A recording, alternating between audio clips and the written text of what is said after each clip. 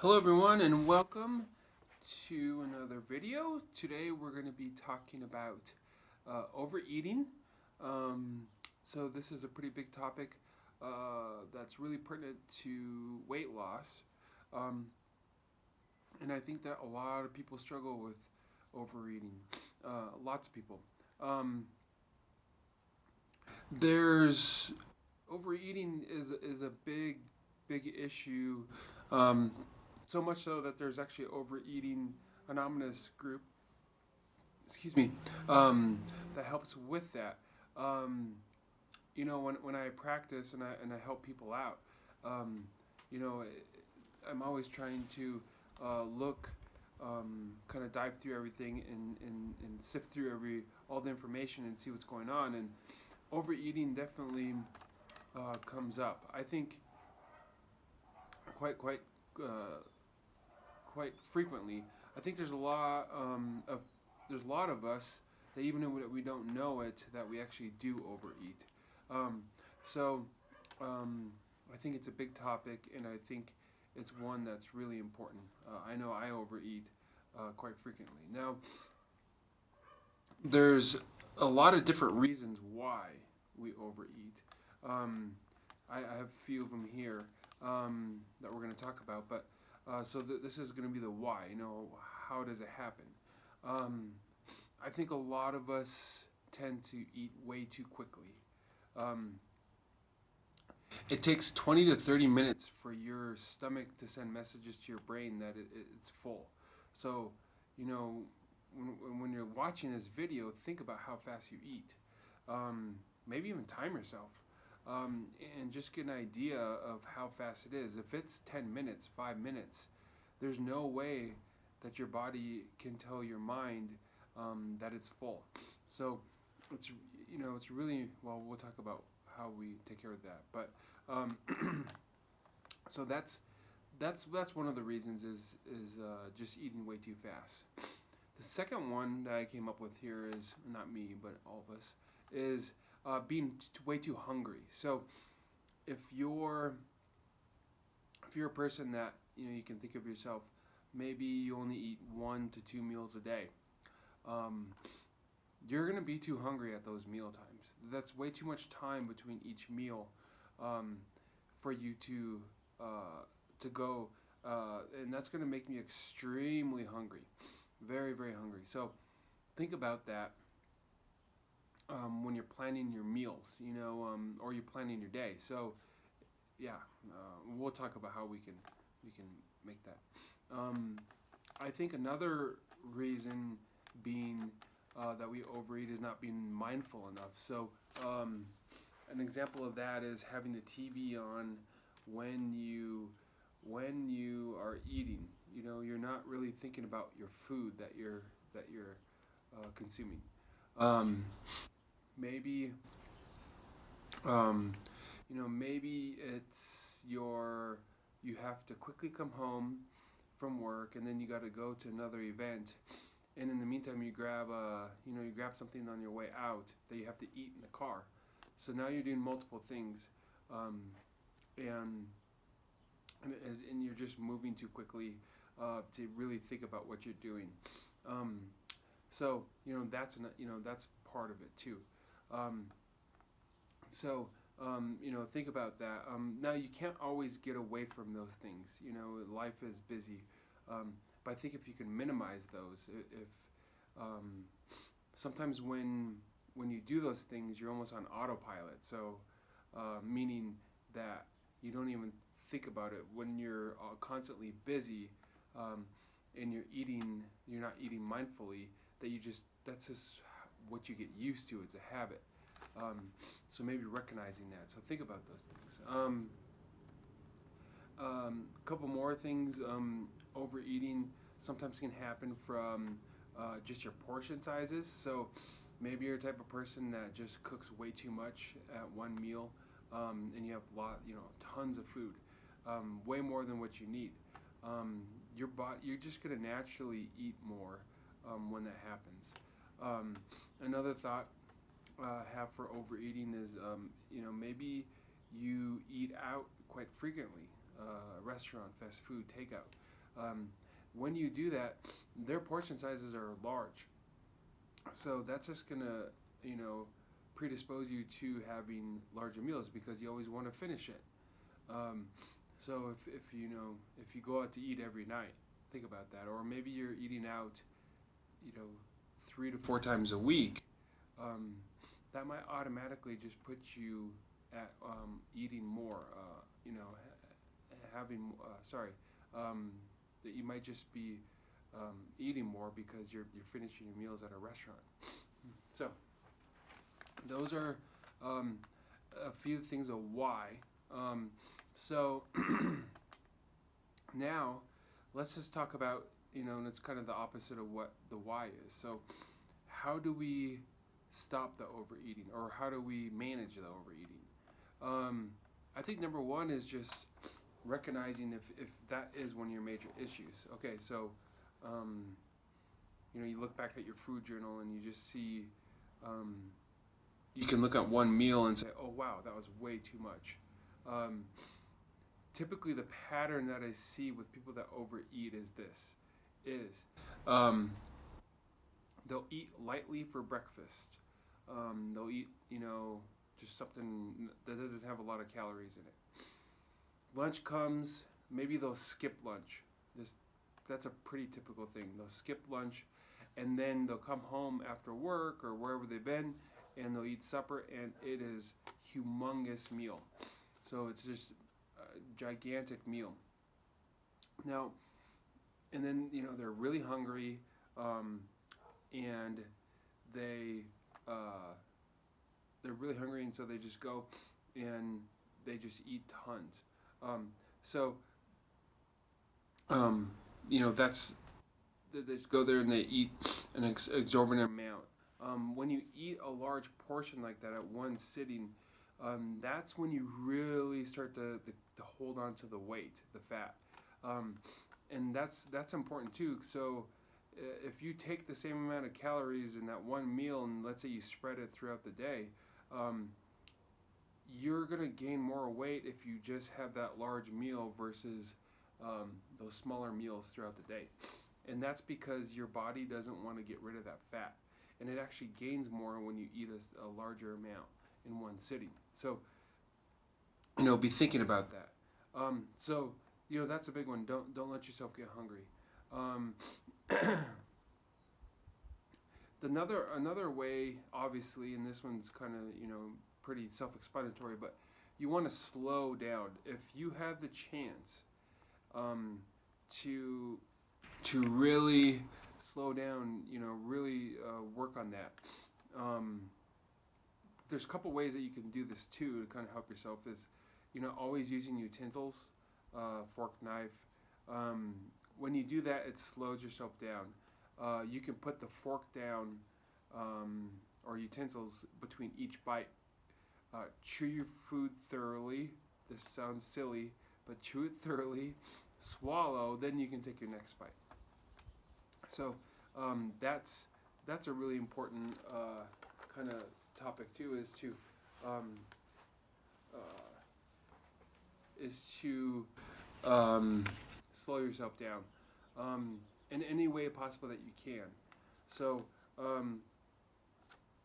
and I think what kind of also goes along with this is turning off all the distractions. So, if you're used to eating in the living room while you're watching TV, maybe you have a TV on in your kitchen, whatever it is, the best place to have a meal is at the dinner table. Have dinner with other people, talk, that helps slow you down too. I think there's a study, I remember this way back when, but kids that eat at a dinner table have something like a 30% less chance, as they're growing up,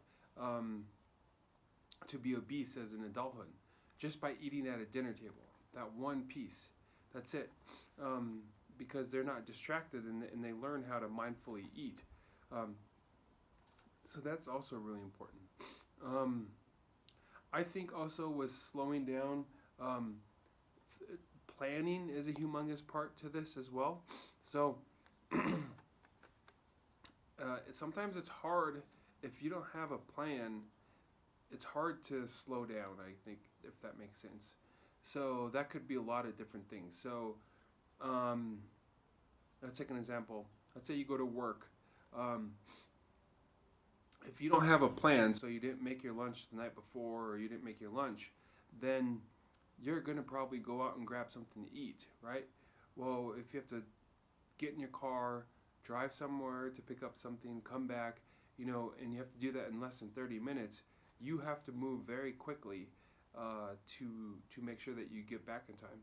So when you don't plan, that also can create problems as far as uh, you know, um, or sorry, when you don't plan, then you can't slow down as much. It's just the way it is. So that's important. So the planning part as well. So, um, that's another one. So let's go through. That's was kind of two of them, but slow down and then turning off distractions. Um, the one thing I did forget about. Oh well, let's talk about this in the next one. So, um, the next one is basically portion control, and this can be tricky. I think as Americans, all of us, we tend to, whenever we cook something, we make more of it. I tend to do that too. Make more than what we know that we're going to eat. One of the easiest things you can do to controlling your portions is just making how much you should eat, how much you know that you'd be full. So use that hunger scale um, that I send out to you. And think about that when you're cooking. Where do I want to be in that scale? So that's one of the biggest things. If you do make a large batch of food, before you eat, pre-portion it and put what you're gonna have for the week in the freezer. Do that before you eat. Put it all away, then eat. Because I know that that is a good time-saving technique, and you can plan. So that's an idea. So again, just cook what you're gonna eat. When you actually have your meal, sometimes using smaller plates really helps out. That way, you if you eat slowly, you fill up that small plate, then checking in with yourself, see how you're doing, and then maybe that's enough for you. Versus if you take a big plate and you fill that all the way up, you're gonna eat the whole thing because you see your brain is always, it's like, okay, I'm gonna eat all this. So that's one thing is trying to do smaller plates. Sorry here. Let's take a look at my list. So I'm trying to go through it all and make sure that we got it. But yeah, I think that's a big part. And again, the planning part to everything. This is pretty critical in not overeating. So I think if you take a step back and look at the big picture of it all, is when you think about your day that you're going to have, do you have snacks? Do you have, do you have enough time to go get lunch? Are you planning on eating lunch? If you're planning on skipping a meal, or you do skip a meal, you just don't really think about it. It's really difficult to not overeat when the time comes to eat. And that's the biggest thing that we don't want to do is to overeat at in one setting. So planning involves having meals and snacks. You should, for optimal weight loss, you should have 3 meals and 2 to 3 snacks a day. And they should all be spaced out 2 to 3 hours from each other. And that's when you optimally burn fat is when you get into that state. When you just have one meal in a day, 1 or 2 meals, your body wants to hold on to that weight. And like I said in this whole topic, we tend to overeat. So that's a good thing to think about. So the planning aspect. Um, I've sent out the all the food hunger scale. I think that's great, so you can kind of imagine where you want to be um, when you're eating. If you're in the 1 to 2 category when you go and you buy groceries, um, you will tend to buy more things. So if you know in that lower scale, you'll buy way more things that you probably don't need. So an example of that would be maybe you're walking by and you buy a big bag of potato chips, whereas if you were full or in that nice category, that 5 to 7, um, you might have not really taken that bag of chips. Um, and then once you bring the chips back, now you have another problem because you have chips at your house, and you could tend, having limitless openness, meaning like you open a bag of chips and you can just take as much as you can at any time, can create problems too for overeating, and that's what those companies want you to do. So think about those things. If you are consistently on that other scale on the 9 to 10, when you eat, check in with yourself and really reevaluate your whole plan. You are overeating if you're uncomfortable after you eat. So kind of think about those things and how what's going on. Reach out to me. We can kind of figure something out. So that's important. I think the last topic I'm going to touch on here is a thought. It's not so much on maybe overeating or portions, but it's maybe more on the composition of your meals. So, excuse me. So, I sent out a YouTube video and it showed correct portion sizes, and it showed how you can take a meal that's higher in calories and decrease it while keeping the same amount of food. So I think this is really cool and a good visualization of how to do that. So when you well, I guess it is portion size, but when you have a meal, let's take a quesadilla, for example. Let's say typically you have 2 tortillas, flour tortillas. You put lots of cheese on it, maybe some sort of chicken or beef on the inside, and you make that. You probably have quite a few calories in that. So you kind of think about that. Okay, so now you have this. Now, how do we keep that, but the size basically, but decrease the amount of calories that's in it? So something you could do is maybe make a vegetable quesadilla. So instead of using so much cheese and meat, you could use mushrooms, bell peppers, maybe some spinach on it, or Swiss chard. And really make a hearty, and onions, of course, make a hearty vegetable thing, spread it on there, put less cheese than what you normally would, maybe half the amount, and I bet you're still going to have that same taste. But now you've just decreased the calories significantly. You probably got rid of, anywhere from 200 to 400 calories off just that quesadilla. So that's big. Now, if you want to even take it a step further, with the tortillas, you could do whole grain. They have a lot of lower calorie tortilla options. You could look out there. So those are things that you can do to alter. Let's take spaghetti. That's a popular one. I remember just making spaghetti and just eating that by itself. Humongous plateful.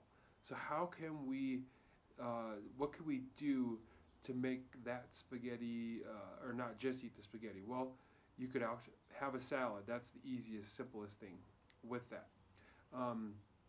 Or some sort of vegetable.